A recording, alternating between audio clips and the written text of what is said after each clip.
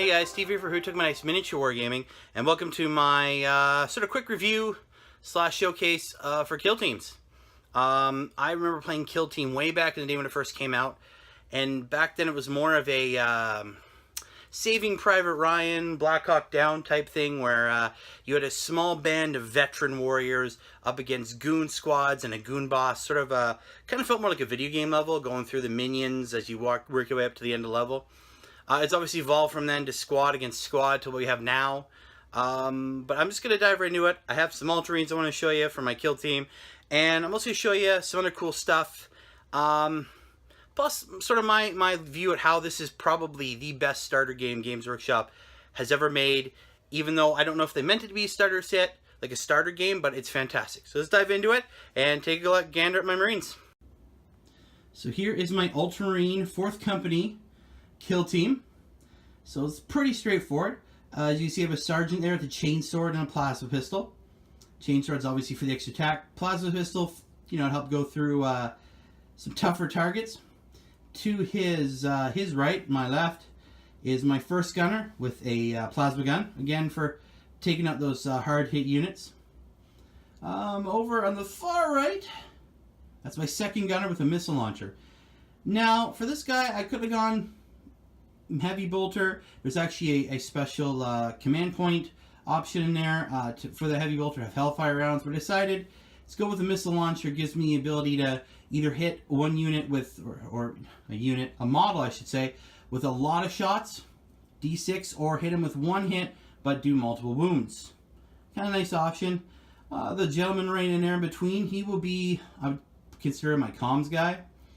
I have him with an Auspex there. And then, of course, I have the 3 Marines in the back, armed with bolters and bolt pistols. Alternatively, I could use the guy there with the combat blade in his hand as the combat specialist. Altogether, these guys point out at 96 points. I think it's a pretty well put together squad. And as I said, just the ease of putting together. Especially if you're a veteran like I am at this, it's easy to put these guys together. Like I'm missing, what, 3 more guys, and I have a full command or full tactical squad. So it was really easy to pick them up, put them together, and get going. And that's what I love about this game. It's so simple. Now, I haven't dived into any of the other D10ing there, creating personalities and names and sort of motivations for the squads. For this squad, I should say. Something I'm definitely going to look into further. I've always loved the fluff and giving these guys a personality. I think that's one of the high points of this game. You can give your guys a personality. They're not just nameless warriors stalking across the battlefield. This is a squad of individuals. Each have their own motivation. Obviously, in terms of my kill team, they're Ultramarines, so they have their devotion to the Imperium, to the Emperor, to their selfless sacrifice for the Imperium as a whole. But individually, they have their own motivations. That's what I love about this game. So next, I'm going to flip over to something else, show you just how simple it is. And I think this is a genius thing the Games Workshop has done. But let's flip to it. So here we have a Grey Knight strike team. Obviously, I've had these models for a very, very long time, the old metals.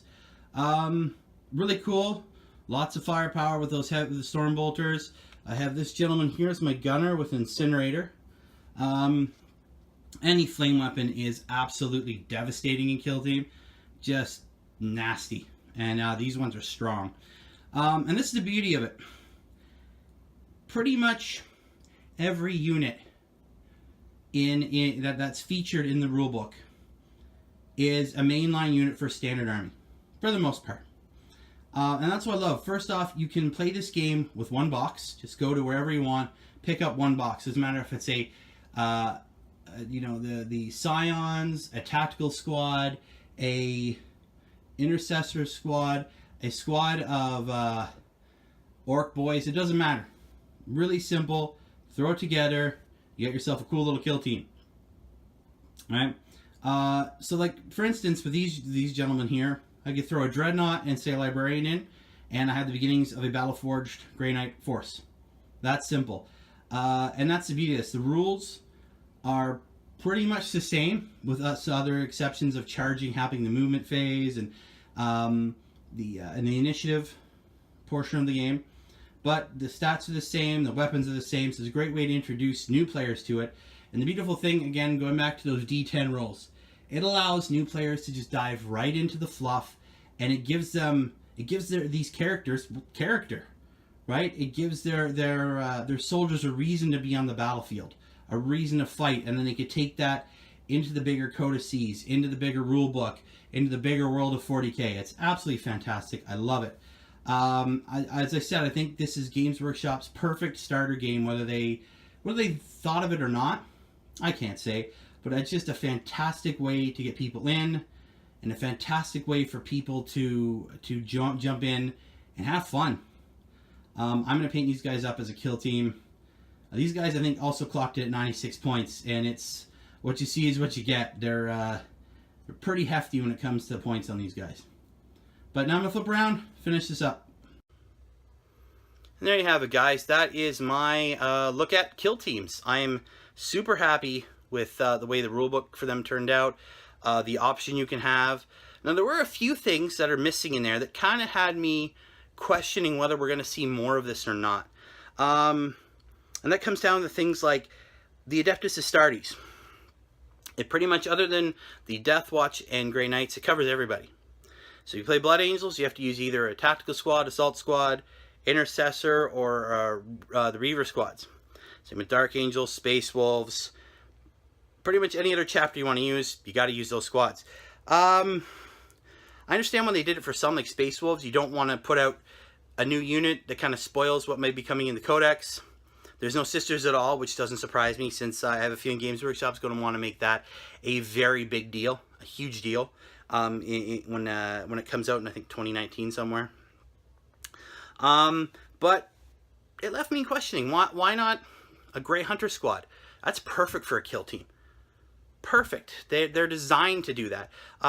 No blood claws. I mean, that's the type of thing. That's the cool stuff that happened in the Ragnar Blackmane books. It was literally, especially the first one, it's Ragnar, a squad of blood claws, and one of their sergeants.